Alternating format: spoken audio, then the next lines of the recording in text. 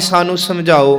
ते सारंग राग दे अंदर ना महाराज ने एक निर्णय किया संगत जी, गुरु साहब जी गुरु अंगद दे महाराज दा बचन ने, ध्यान नाल 5 तुकां दा पाठ सुनियो। पहलियां 3 तुकां ने इस संसार ते गुरु दी बाणी तो पहला जिन्ने ग्रंथ होए आ ते उन्हां ग्रंथां ने सानू की दिता, भाव मानवता नू। ते बाद विच जदों धुर की बाणी आई ते इहदे विच ते उन्हां ग्रंथां विच अंतर की। महाराज सच्चे पिता कह रहे धुर की बाणी आई ते महाराज कहंदे ने उत्थे सतगुरु कहंदे कथा कहानी वेदी आनी पाप पुन विचार, दे लैना लै लै देना नरक सुरग अवतार, उत्तम मध्यम जाति जिनसी भरम भवै संसार। ये 3 तुकां तुसीं सुन लियां। ये हुण 3 तुकां दे अर्थ सुनियो कि जिहड़े पहले ग्रंथ सी, वेद सन, होर सिमरतियां शास्त्र सन, बहुत कुछ सी संसार ते। महाराज कहंदे उन्हां विच केवल ये गल लिखी सी, वेद कथा कहानी बेदी आनी पाप पुन विचार, कि पाप करोगे तो ये नरक च सुट्टे जाओगे, पुन करोगे तो स्वर्गां च ये सुख मिलेगा। ये तो अगे वेदां किताबां च होर कुछ नहीं मिलूगा तुहानूं। ते इनू तुसीं आनंद साहब च भी पढ़ोगे सौखा कि सिमरत शास्त्र पुन पाप विचार दे। पर महाराज कहंदे तत्तै सार ना जानी, तत्त वाली गल दी इन्हां नूं समझ नहीं लगी। ये केवल इत्थों तक लोकां नूं समझांदे रह गए कि आ कर्म करो ये पाप कर्म है, ये कर्म करो ये पुण्य कर्म है, ते इन्हां दे ये फल ने।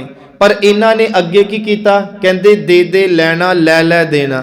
इन्हां ने दूजी ये दसिया कि हथों जो तुसी किसे नूं दिओगे उही तुहानूं मिलना है, ते जो तुसी किसे दा लै लोगे, धक्का करके लै लोगे, अपनी कह लो कि धक्काशाही शोहरत दे नाल उन्हों अडोप्ट कर लोगे, तो महाराज सच्चे पिता कहंदे इहदे लेखे तुहानूं अगां जाके देने पैणे। ये होर ग्रंथां दी गल कीती जा रही कि दे लैना लै लै देना नरक सुरग अवतार, ते ये घड़ दिता कि इदां तुहानूं नरक ते इदां तुहानूं स्वर्ग मिलणगे। हुण तीजी गल की होई, कहंदे इन्हां वेदां किताबां ने माफ़ करियो संगत जी संसार च मनुख नाल ही लड़ाना शुरू करता, क्योंकि वंडियां पै गईयां ना, जात करके जिनस करके वख वख किस्मां च लोकां नूं वंडते। किसे नूं शूद्र किया मनु सिमरती ने, किसे नूं ब्राह्मण किया, किसे नूं खत्तरी किया ते वैश्य किया। महाराज कहंदे उत्तम मध्यम, उत्तम दा भाव किसे नूं उच्चा कहता, मध्यम दा भाव किसे नूं नीवा कहता, जाति जिनसी भरम भवै संसार। सारी दुनिया ने इन्हां ग्रंथां दा अभ्यास कीता, इन्हां दा रटन पटन कीता, पर महाराज कहंदे भरमा च पै गए, मनुख नाल ईरखा करन लगा। सच एवे जदों धुर की बाणी आई, महाराज ने सारियां बंडियां दा खंडन करके सारिआं नूं इक्को गुरु ग्रंथ साहिब च बिठा लिया। बाणी च भी सारियां बंडियां तोड़ दित्तियां ते बाणी पढ़न वालियां च भी बंडियां मुका दित्तियां। कमाल करती। हुण आ 2 तुक्का सुनियो, अमृत बाणी तत बखानी, ज्ञान ध्यान विच आई धुर की बाणी आई। महाराज कहंदे अमृत बाणी है, भाव इस बाणी दे एक एक अखर च वाहिगुरु जी आप वसदे। ये बड़ी वड्डी गल जे। असी दुनिया दी अरबां रुपया कोई शै खर्च के अपने घर ले आईए ना, ते महाराज जी एक गल दा ध्यान रखियो, शै नूं बनाउण वाला कह लो वो तुहाडे नाल नहीं आवेगा, पर सतगुरु जी कहंदे धुर की बाणी आई नहीं, धुर की बाणी च करता आप आके वस गया। ते करते पुरख दी वसी होई बाणी जिसो जदों साडे हिरदे च वसदी आ, वो हिरदे च वसी बाणी फिर सानू संगत जी इन्नी उच्ची आत्मक अवस्था विच लै जांदी है कि बंदा संसारी आ माड़ियां मोटियां गल्लां दी परवाह ही कोई नहीं करदा। सतगुरु कहंदे अमृत बाणी तत वखाणी, ये है जिन्हों तत्तै सार ना जानी, पर गुरु ने तत कढ़िया। ध्यान नाल सुनदे जाओ अर्थां नूं कि अमृत बाणी तत वखाणी ज्ञान ध्यान विच आई। जदों वाहिगुरु जी नाल सुरत नूं जोड़िया, उस ध्यान दे विचों जिहड़ा ज्ञान प्राप्त होया उन्होंने धुर की बाणी कहा। एक कोई आम कविता नहीं कि 2-4 जाने बह गए, 2 तुक्कां तू दस 2 मैं दसां ते बाणी लिखती, नहीं। ये रब ते ध्यान जोड़िया ते उस ध्यान दे विचों जिहड़ा ज्ञान प्राप्त होया, उस ज्ञान नूं महाराज ने 35 गुरमुखी अखरां दे विच दर्ज करके सानू परमात्मा दे नाल जोड़न दा एक वसीला दिता। इस तो पहला की सी? फिर सुनो, अमृत बाणी तत बखानी ज्ञान ध्यान विच आई, ते महाराज सच्चे पिता जी कहंदे इस बाणी ने गुरमुख आखी गुरमुख जाति सुरती कर्म ध्याई। गुरमुखां ने इस बाणी नूं आख्या, गुरमुखां ने इस बाणी नूं जाणिया ते गुरमुखां ने इस बाणी नूं गुरु दी बख्शिश लैके पढ़िया ते अपने सुरत च वसाया। गुरु अमरदास जी वेले बहुत वड्डा एक काफला चल के ब्राह्मणा दा महाराज दे कोल आया गोइंदवाल दी धरती ते। सतगुरु नूं आके कहन लगा, ठीक है तुसी बाणी उचारदे हो। गुरु बाबे ने आसा हथ किताब कश दी गल कीती, पुछन फोल किताब नूं हिंदू वड्डा के मुसल मनोई दी गल कीती। जिन्ने भगतां दी हिंदुस्तान दे उस समय दे चोटी दे महापुरख, भावें ब्राह्मण सी भावें इन्हां लोकां दी वंड दे अनुसार कोई शूदर सी, सारे धुरंतर महापुरखां दी बाणी नूं इकट्ठियां करना ते एक सरूप च सारी बाणी नूं थां दे देनी। सच एवे ए वड्डे वड्डे जातिवाद वालियां नूं ते विधवता वालियां नूं गल बहुत चुभी। उन्होंने आके संवाद किया गुरु अमरदास जी नाल। कहंदे महाराज जी वेखो गुरु साहब दा लॉजिक वेखो ते समझाउण दा तर्क वेखो कैसा। कहंदे तुसी बाणी उचारी चंगी गल है, पर एक गल गलत कीती तुसी। ये जिन्ना भी आया सी विपरवाद इकट्ठा होके, महाराज कहंदे गलत की कीता? ते कहंदे गलत ये कीता कि तुसी सारी बाणी ते आम बोली च उचारती। भाव कि देखो असीं पाठ जदों करदे हां ते साडी बोली च बाणी उचारी। कहंदे इदां ते हर कोई बाणी पढ़ी जाऊगा। ते गुरु साहब कहंदे गुरु नानक जी तां चाहुंदे ही इहो ने, महाराज दे घर दा ते उपदेश ही इहो है कि जो भी है बाणी दे नाल जुड़े। सतगुरु महाराज दा एक बचन है जी कि जो प्राणी गोबिंद ध्यावै पढ़िया अनपढ़िया परमगत पावै। कि इत्थे केवल पढ़े नहीं, अनपढ़ बंदा भी सच है। किसी विद्वान ने बड़ी सोहनी गल कही है, दुनिया दे अंदर अनपढ़ बंदा कोई सरकारी ऑफिसर नहीं बन सकता, किसे बिना डिग्री तो उच्चे मुकाम ते नहीं पहुंच सकता। पर जे दुनिया विच अनपढ़ बंदा रह जे ते रब दी भगती करे ते रब दी भगती करके रब नाल ओत पोत हो जे। सच एवे ओदी बाणी दी व्याख्या कर लई PhDयां करने पैंदियां।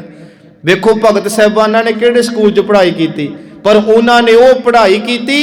अज उन्होंने बाणी दे अर्थ करन लई कई कई टीके फुलने पैंदे ते तां भी हथ जोड़ लेंदे, विद्वान के अर्थ नहीं होए साडे कोलों। धन्ने जट ने किहड़ी पढ़ाई की, हल बाउंदियां धुर की बाणी उचार गया। अज उन्हां दी बाणी ते PhD हो रही है। हुण ये ब्राह्मण कहन लगे कि तुसी बाणी नूं संस्कृति च उचारो। देखो ये क्यों सी कि आम बंदे नूं पहली गल ते संस्कृति पढ़ने नहीं आउणी, ते जे संस्कृति पढ़नी आ गई ते अर्थ नहीं आउणे। इसे गल कोई वेद माड़ा नहीं, कोई कतेब माड़ा नहीं। फिर सुनियो, कोई शास्त्र माड़ा नहीं ते कोई महाराज ने सिमरती नूं माड़ा नहीं किया। गुरु साहब कहते इहदी इंटरप्रिटेशन करन वाले माड़े ने, इहदी व्याख्या करन वाले माड़े आ। क्योंकि जो वेदां कतेबां च सी इन्हां ने रख लिया कोल ते दुनिया नूं वहम भरमां च वंड के अपने दुकानां नूं इन्हां ने चलाया। तां करके महाराज कहंदे वेद कतेब कहो मत झूठे, झूठा जो ना विचारे। सिमरत शास्त्र वेद पुराण महाराज जदों असीं ये बचन पढ़दे हां कि सिमरत वेद पुराण पुकारन पोथियां ना बिना सब कूड़ गाली खोछियां। जाओ किसी पंडित को तुहानूं कहूगा राम राम जपिया कर तेरे कार सिद्ध हो जाणगे। देखो बाणी कह रही आ कि इन्हां विच है कि नाम जपो, नाम बिना सब कूड़ है। ये तुहानूं कहणगे सवेरे 4 बजे उठ के फलानी नोमणी ते जाई ते पानी पा के तेरे कार सिद्ध होणगे। महाराज कहते इदां इन्हां ने भरमा लिया, इन्हां ने व्याख्या गलत करती उन्हां दी ते आम बंदे नूं बोली नहीं सी आउंदी। हुण वेखो महाराज दा तर्क सुनो संगत जी। गुरु अमरदास कहंदे तुसी कहने हो कि आम बोली च बाणी क्यों उचारी, संस्कृति च क्यों नहीं उचारी? कहंदे तां नहीं उचारी, एक जमींदार दी खेत दे विच खूह होवे ते ओ खूह दा पानी ओदी मर्जी है किसे नूं देना गुआंढी नूं कि नहीं देना। इदां ही हुंदा ना जी। कहंदे जिमींदार दे पैली च खूह होवे, मान लो मान जे कि तुसी पानी वरत लो ते लागे लागे पैलियां नूं ओ पानी कवर करेगा। पर गुरु नानक दे घर दी बाणी आम बोली च उस मींह वांगे कि ना एक कलरी जमीन वेंदी आ ना उच्ची जिमीदार जी जमीन वेंदी आ। सच एवे जदों मींह पवे ते रड़े मैदानां च भी उन्ना ही पै जांदा। ते महाराज कहंदे तुरकी बाणी नूं आपां तां उचार चले आ आम बोली च कि ये उस बदल वांगे ਜਿਵੇਂ ਬੱਦਲ ਪਏ ਤੇ ਸਭ ਪ੍ਰਸੰਨ ਹੁੰਦੇ ਆ। ਇਹ ਬਾਣੀ ਨੂੰ ਜਿਹੜਾ ਪੜ੍ਹੇ ਸੁਣੇਗਾ ਉਹਨਾਂ ਨੂੰ ਆਤਮਿਕ ਪ੍ਰਸੰਨਤਾ ਮਿਲਿਆ ਕਰੂਗੀ। ਦੇਖੋ ਮਹਾਰਾਜ ਦੀ ਇਹ ਬਾਣੀ ਦਾ ਪ੍ਰਮਾਣ ਹੈ ਜੀ। ਗੌੜੀ ਵਿਰਾਗਣ ਰਾਗ ਅੰਦਰ ਗੁਰੂ ਸਾਹਿਬ ਕਹਿੰਦੇ, ਸੱਚੇ ਪਿਤਾ ਦਾ ਇਹ ਬਚਨ ਜਦੋਂ ਅਸੀਂ ਪੜ੍ਹਦੇ ਹਾਂ, ਮਹਾਰਾਜ ਜੀ ਕਿਰਪਾ ਵਰਤਾਉਂਦੇ ਨੇ। ਸਤਿਗੁਰੂ ਕਹਿੰਦੇ ਕਿ ਜੈਸੇ ਧਰਤੀ ਉੱਪਰ ਮੇਘਲਾ ਵਰਸਤ ਹੈ, ਮੇਘਲਾ ਭਾਵ ਕਹਿੰਦੇ ਕਿ ਮੇਘ ਨੂੰ ਬੱਦਲ ਵਰਸਦਾ, ਜੈਸੇ ਧਰਤੀ ਉੱਪਰ ਮੇਘਲਾ ਵਰਸਤ ਹੈ, ਕਿਆ ਧਰਤੀ ਮੱਧੇ ਪਾਣੀ ਨਾਹੀ। ਮਹਾਰਾਜ ਕਹਿੰਦੇ ਦੱਸੋ ਮੈਨੂੰ ਪੰਡਿਤ ਜੀ ਕਿ ਧਰਤੀ ਦੇ ਵਿੱਚ ਪਾਣੀ ਨਹੀਂ ਹੈਗਾ। ਉਹ ਕਹਿੰਦੇ ਹੈ, ਤੇ ਕਹਿੰਦੇ ਫਿਰ ਰੱਬ ਨੂੰ ਕੀ ਲੋੜ ਪੈਂਦੀ ਹੈ ਕਿ ਉਹ ਮੀਂਹ ਪਵਾਏ। ਫਿਰ ਮਹਾਰਾਜ ਆਪ ਹੀ ਉੱਤਰ ਦਿੰਦੇ ਆ, ਜੈਸੇ ਧਰਤੀ ਉੱਪਰ ਮੇਘਲਾ ਵਰਸਤ ਹੈ, ਕਿਆ ਧਰਤੀ ਮੱਧੇ ਪਾਣੀ ਨਾਹੀ। ਜੈਸੇ ਧਰਤੀ ਮੱਧੇ ਪਾਣੀ ਪ੍ਰਗਾਸਿਆ, ਬਿਨ ਪੱਗਾ ਵਰਸਤ ਫਿਰਾਹੀ। ਕਹਿੰਦੇ ਉਹ ਪਾਣੀ ਹੈ ਜ਼ਰੂਰ, ਪਰ ਕੇਵਲ ਉਹਨਾਂ ਦਾ ਹੀ ਭਲਾ ਕਰੂਗੀ ਜਿਨ੍ਹਾਂ ਦੀ ਮਲਕੀਅਤ ਹੈ। ਤੁਸੀਂ ਸੰਸਕ੍ਰਿਤੀ ਵਿੱਚ ਗ੍ਰੰਥ ਉਚਾਰੇ ਜ਼ਰੂਰ ਨੇ, ਪਰ ਇਹ ਆਮ ਲੋਕਾਂ ਦੀ ਸਮਝ ਤੋਂ ਪਰੇ ਆ, ਪੜਨ ਤੋਂ ਪਰੇ ਆ। ਆਮ ਲੋਕਾਂ ਦਾ ਕਸੂਰ ਕਿ ਉਹਨਾਂ ਦਾ ਭਲਾ ਕੌਣ ਕਰੇਗਾ। ਤਾਂ ਕਰਕੇ ਮਹਾਰਾਜ ਨੇ ਫਿਰ ਇਹ ਬਾਣੀ ਨੂੰ ਗੁਰਮੁਖੀ 'ਚ ਲਿਖਿਆ ਜੀ। ਸਤਿਗੁਰੂ ਕਹਿੰਦੇ ਬਾਣੀ ਗੁਰੂ ਗੁਰੂ ਹੈ ਬਾਣੀ ਵਿੱਚ ਬਾਣੀ ਅੰਮ੍ਰਿਤ ਸਾਰੇ, ਗੁਰਬਾਣੀ ਕਹੈ ਸੇਵਕ ਜਨ ਮਾਨੈ ਪ੍ਰਤੱਖ ਗੁਰੂ ਨਿਸਤਾਰੇ। ਇੱਕ ਬਚਨ ਹੈ ਕਾਨੜਾ ਰਾਗ ਅੰਦਰ ਗੁਰੂ ਅਮਰਦਾਸ ਜੀ ਦਾ।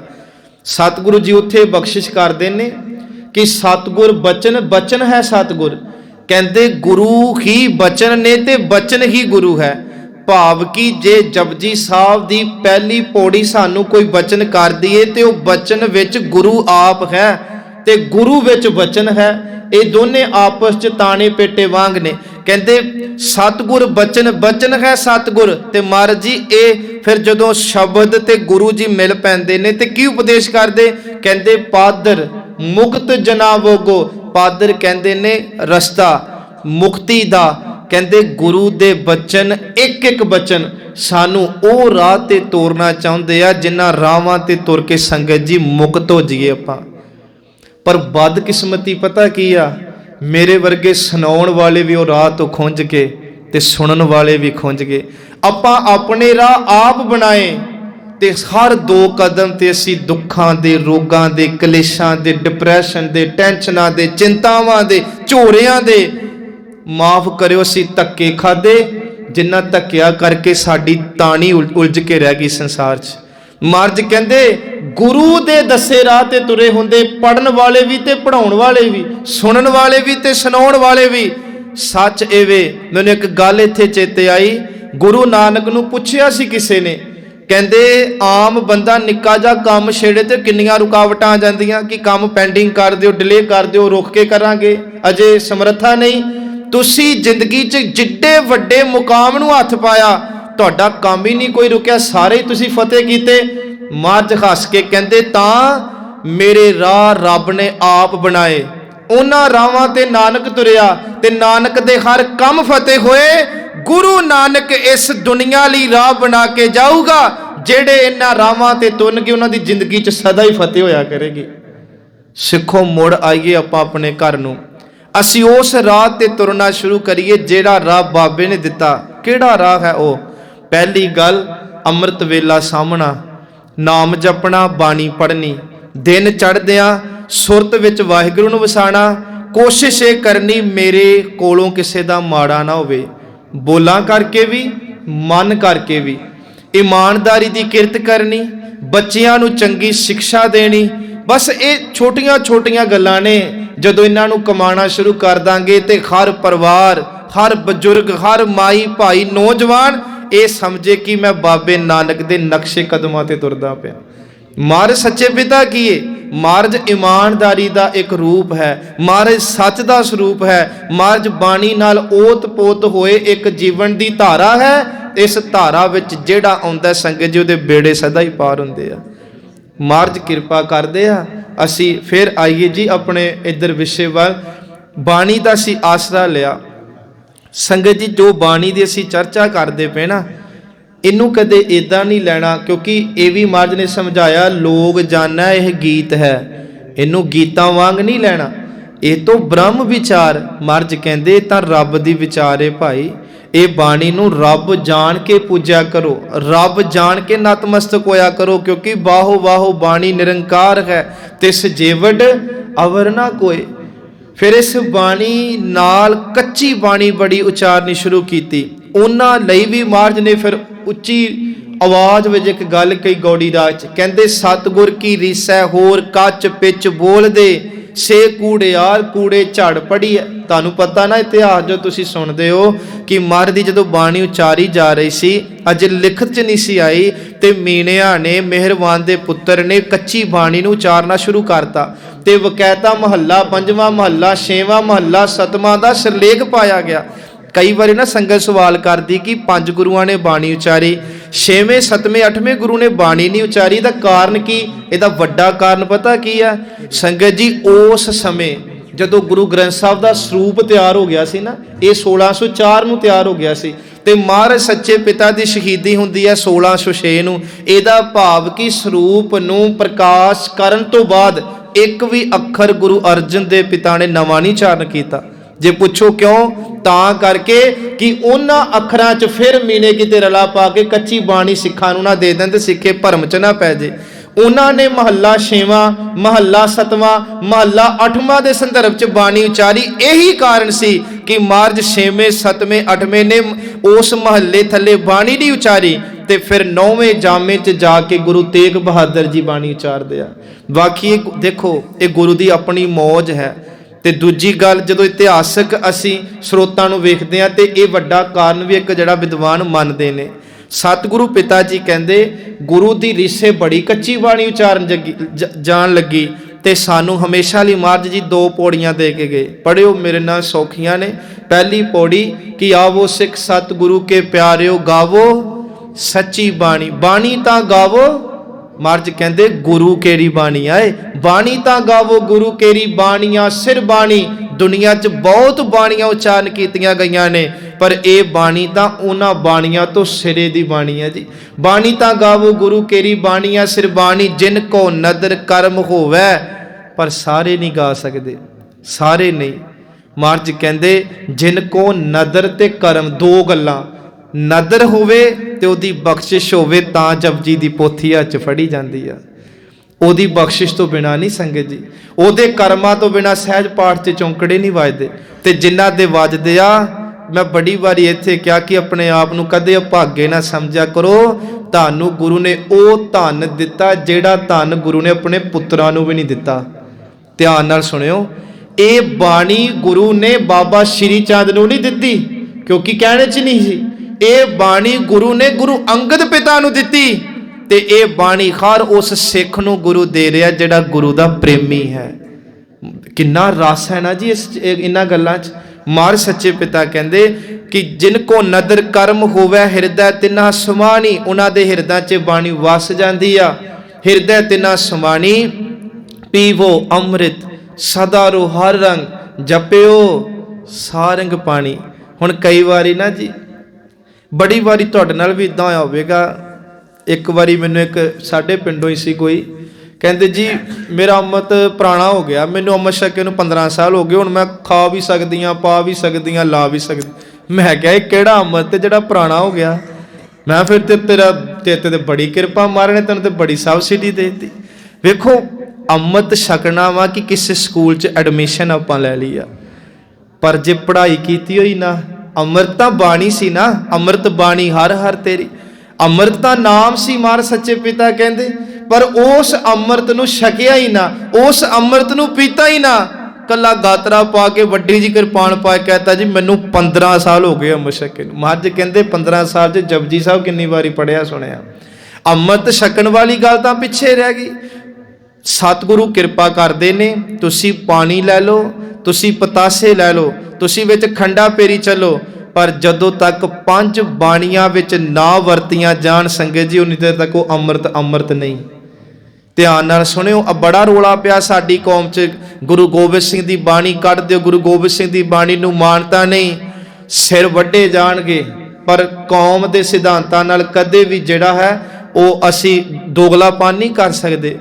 ਪਿੰਦਰਪਾਲ ਜੀ ਨੂੰ ਚਲਦੀ ਕਥਾ 'ਚ ਇੱਕ ਵਾਰੀ ਕਹਿਤਾ ਸੀ ਤੁਸੀਂ ਚੌਪਈ ਸਾਹਿਬ ਬਾਰੇ ਦੱਸੋ, ਭਿੰਦਰਪਾਲ ਜੀ ਕਹਿੰਦੇ ਇੱਕ ਸਮਾਂ ਸੀ ਅਸੀਂ ਖੁਦ ਪੰਜ ਪਿਆਰਿਆਂ 'ਚ ਲੱਗਦੇ ਰਹੇ, ਅੱਜ ਅਸੀਂ ਖੁਦ ਨਿਤਨੇਮ 'ਚ ਬਾਣੀ ਪੜ੍ਹਦੇ ਹਾਂ ਦਸਮ ਗ੍ਰੰਥ ਦੀ।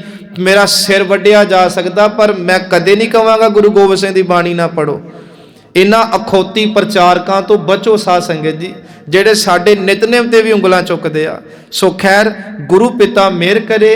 ਮਾਰ ਸੱਚੇ ਪਿਤਾ ਜੋ ਅਸੀਂ ਪੜ੍ਹਦੇ ਪਏ ਆ ਕਿ ਪੀਵੋ ਅੰਮ੍ਰਿਤ ਸਦਾ ਰੋ ਹਰ ਰੰਗ, ਜਪਿਓ ਸਾਰੰਗ ਪਾਣੀ, ਕਹਿ ਨਾਨਕ ਸਦਾ ਗਾਵੋ ਇਹ ਸੱਚੀ ਬਾਣੀ। ਸੱਚੀ ਬਾਣੀ ਤਾਂ ਗਾਇਓ ਪਰ ਝੂਠੀ ਬਾਣੀ ਨਾ ਗਾਇਓ। ਸਤਿਗੁਰੂ ਬਿਨਾ ਹੋਰ ਕੱਚੀ ਹੈ ਬਾਣੀ।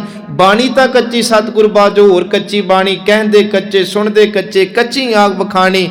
ਸਤਿਗੁਰੂ ਕਹਿੰਦੇ ਕੱਚੀ ਬਾਣੀ ਇਹਨੂੰ ਨਾ ਸੁਣਿਓ ਨਾ ਪੜਿਓ, ਕਿਉਂਕਿ ਇਹ ਬਾਣੀ ਪੜਿਆ ਜੀਵਨ ਨਹੀਂ ਬਦਲਣਾ। ਉਹ ਕੱਚੀ ਬਾਣੀ ਵਿੱਚ ਇਹ ਵੀ ਆਉਂਦਾ ਹੈ ਨਾਮ ਖੁਮਾਰੀ ਨਾਨਕਾ ਚੜੀ ਰਹੇ ਦਿਨ ਰਾਤ। ਉਹ ਕੱਚੀ ਬਾਣੀ ਵਿੱਚ ਇਹ ਵੀ ਤੁਕਾਂ ਉਚਾਰੀਆਂ ਨਾਨਕ ਜੀਵਾ ਨਾਨਕ ਨੀਵਾ ਜੋ ਚੱਲੇ ਲੱਗੇ ਨਾ ਤੱਤੀ ਵਾਓ। ਤੇ ਅਸੀਂ ਟਰੈਕਟਰਾਂ ਪਿੱਛੇ ਤੁਕਾਂ ਲਿਖਾਈਆਂ, ਗੱਡੀਆਂ ਪਿੱਛੇ ਤੁਕਾਂ ਲਿਖਾਈਆਂ, ਘਰਾਂ 'ਚ ਤੁਕਾਂ ਲਿਖਾਈਆਂ।